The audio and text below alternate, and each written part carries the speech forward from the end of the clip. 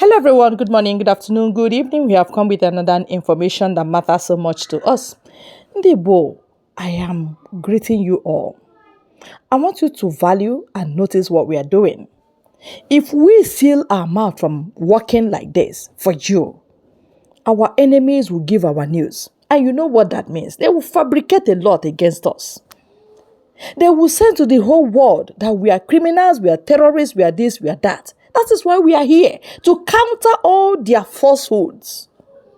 We want to counter it and then give out the real picture of Nnamdi to the international communities. That's why we are here.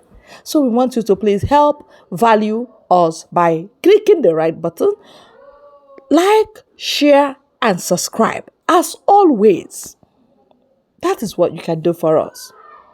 Now, we want to tell you the new condition. The condition for the release of Nnamdi is finally out. According to Daniel Buala, it's not that Bola Tinubu doesn't want to release Nnamdi, but the issue here is that Nnamdi has failed to abide by the rules and regulations, the conditions they gave him. That is why they never opened the prison door, the DSS door for him.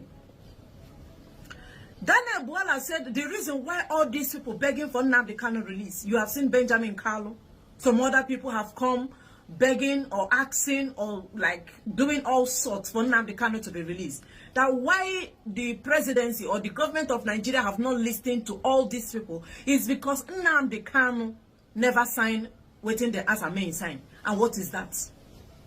Number one, he must denounce Biafra. Number two, he must stop agitating for Biafra. Number three, he must remove every cloth of Biafra from his head down to toe. Polo of Biafra, face cap of Biafra, trouser of Biafra, shoe of Biafra, stockings of Biafra, muffler of Biafra, anything concerning Biafra, he must denounce. And not just that, that Nnamdi must publicly ask for forgiveness. He must say that he is now a born again.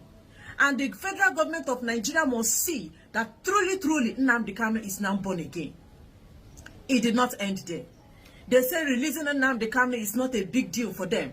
But the thing is that whenever they see people begging for his release, it makes them not to be happy, because the person you are begging for his release doesn't even want to follow the condition they gave him in DSS. That if Nnamdi truly wants to be out of DSS custody, he knows what he's supposed to do. They have reached out to him. For him to be born again is a simple thing, but he is adamant. He's still stubborn, standing where he stands. He say he can never denounce Biafra. That why will you people outside be asking for Nnamdi release? Meanwhile, he is inside DSS custody, proving stubborn, saying why they never release him. That Bola Tinubu said he doesn't want anybody that will, in his government, be saying that they want to succeed, they want to disintegration of Nigeria. That thing does not make any sense, because they are one united Nigeria. And in one united Nigeria is where they stand. So they want Nnamdi to show them, to prove to them that he is really ready to come out of DSS custody by publicly saying that he is no longer interested in any issue that concerns Biafra. That's before Nnamdi will be released. We are talking about the conditions and rules and regulations they gave Nnamdi in DSS custody before they will open the prison door for him. That they will have to bring Bible and Quran with Agu or Honogu. That Nnamdi will have to swear on top of Bible. That I, Nnamdi on this very day, maybe let me give instance, 10th of February or March 2025, I denounce Biafra. That I put my hand on top of this Bible. That I will, after today, I will never talk about Biafra again. And I will tell my people, my Igbo people, brothers and sisters, they should stop talking about Biafra.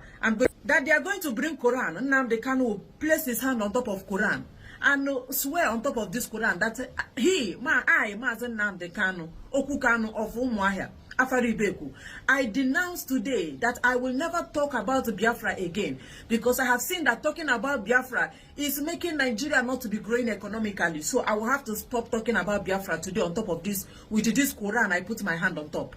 They will now bring Agu for him, or Honogu, Agu, Iman Agu. And in front of Nnamdi is Agu.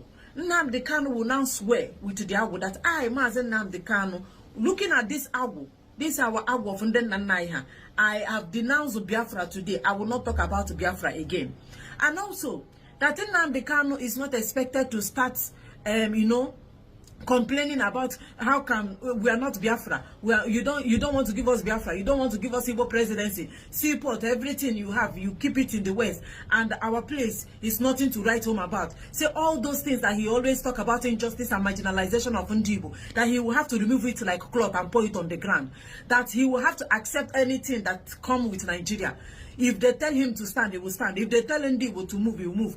That he will also address Igbo that the whole of Igbo race, please, I am no longer agitating for Biafra. All man on your own. Anything we wanna see for Nigeria, may wanna take. I am as Nnamdi Kanu, as I have denounced Biafra in DSS custody. I'm also denouncing Biafra in front of you people. And I am not a fully born again Christian. I am fully born again. Everything that I have done in the past, please, I want you people to forgive me and not forget. Let us move ahead and let us forge ahead. So Daniel Bwala said that Mazen Nnamdi Kanu must denounce Biafra, must stop agitating for Biafra, must stop saying that Igbo are being marginalized in Nigeria. If we reach presidency, Igbo is not good to be presidency. We turn to minority in Nigeria, where we are the biggest population in Nigeria, because there is nowhere you go in Nigeria you don't see us there. So that Nnamdi Kanu will just calm down and forget about everything. Let those people that say that them be the Okabatabata for Nigeria, let them continue deciding what will happen in Nigeria. That is the only condition. Nnamdi Kanu will obey, and you will watch DSS custody. They will open it, and he will walk out of the cell. And they will not just release him from DSS custody. They will have to watch him after the signing of paper and denouncing. They will watch him that he has truly changed. Then they can open the DSS for him to be free and go and unite with his family. No more Biafra, no more Igbo presidency, no more agitation, no more marginalization of Igbo. As soon as you want to say, more take him like that. Daniel Bwala. Just look at it this way. As the father of a nation, Mr. President is the father of a nation. Several senior Nigerian citizens, elder statesmen have come out to appeal and said, we can guarantee good behavior and conduct of this individual. Looking at the insecurity situation in the Southeast, some have said, if you release this man, it would lead to peace. And those that have been committing criminality, hiding under IPOB, will be exposed.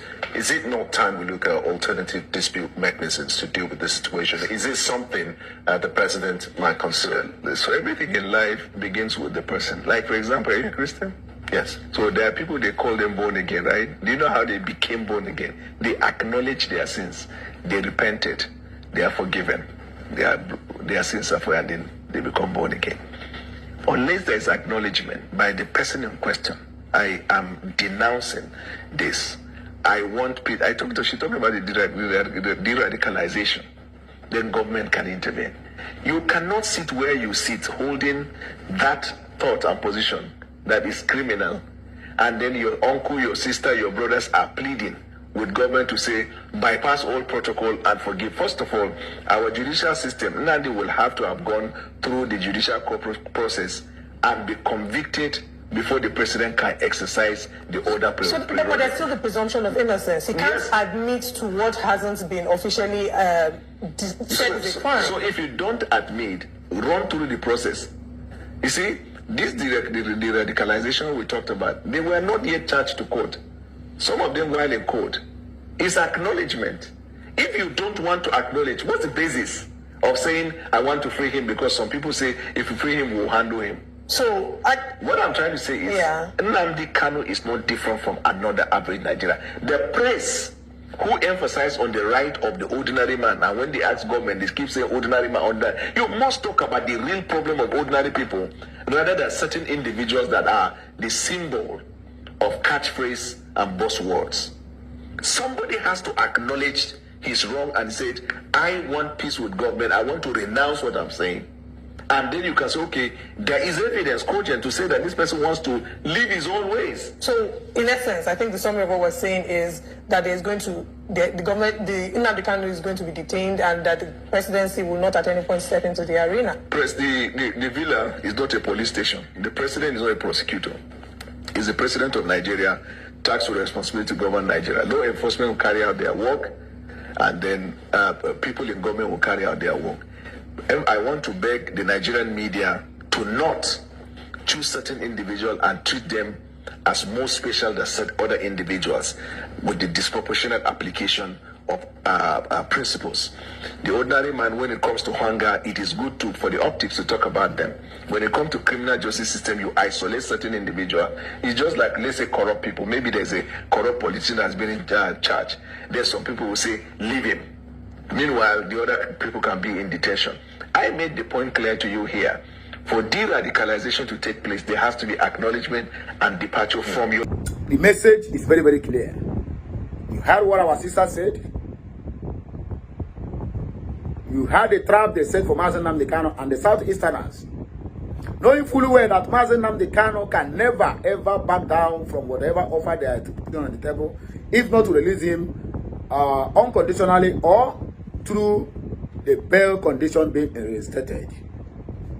This is very, very, very, very, very, very totally wrong for even Nigerian government to harbor such idea in their heart. For them to have such idea in their heart, in fact, they are joking with the wrong person. When the time shall come, when they will tell Mazen Nnamdi Kanu to go, and he will blatantly open and tell them that he's going nowhere, not that he is being compensated for all the time wasted. Can you imagine such arrant nonsense coming from the mouth of a terrorist? Because Daniel Bwala, for as far as I know, is a terrorist because he came from a terrorist zone. You have all heard what is happening. You see the condition? That is so stringent. And I know Mazen Nnamdi Kanu will not consent to this. He will not. So what do you think will be the next thing to do? What should Ndi Igbo do in general? Don't we have voice? Are we not human beings? Are we fools? We are not dummies, we know. But we don't have one voice. So many cankerworms eating deep in our bones. That is the problem of Ndi Igbo. We can't have one voice to say one thing and do one thing. That's the problem. And if that is not solved, one by one, one by each. You think it's only Nnamdi Kanu they will pick? No, they will not pick only him. Anybody they want to pick, they will just go and pick that person and nobody will say a word. That's just it. By then, we must have been rounded up. And that's it. Thank you very much for your time on this very good channel. God bless you all.